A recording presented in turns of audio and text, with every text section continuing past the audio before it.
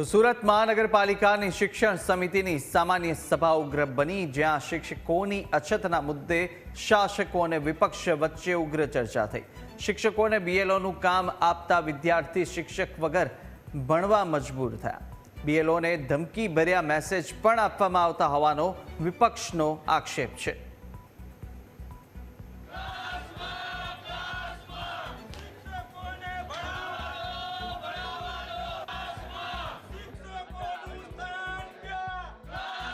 તમારે શાળામાં જવાનું નથી, જો શાળામાં જશો, શાળામાં હાજર હશો, અમે ચેક કરવા આવશું અને શાળામાંથી પકડાશો તો તમારા ઉપર એક્શન લેવામાં આવશે। અરે શિક્ષકને શાળામાં ન મળે તો શિક્ષક બીજે ક્યાં મળે? અને આવા વોટ્સએપ મેસેજથી શું કામ ધમકી આપો છો?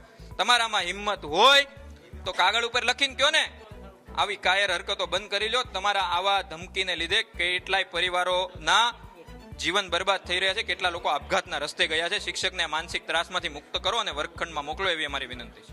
રવિવારે જ્યારે ઉપમુખ્યમંત્રીશ્રીએ દરેક જે કેન્દ્રો હતા, શક્તિ કેન્દ્રો, એની મુલાકાત લઈને બીએલઓના અભિપ્રાય પણ લીધા હતા અને એમાં ઘણા આપણા જે શિક્ષકો હતા એ લોકો ખૂબ જ સરસ કામગીરી કરે છે, કારણ કે શિક્ષકો એવા છે કે જેના દ્વારા સારી રીતે કામગીરી થઈ શકે છે। અને આ કામગીરી આપણે ચૂંટણી પંચે દરેક બીએલઓની નિમણૂક કરી હોય અને એની અંદર આપણે દખલગીરી કરવાનું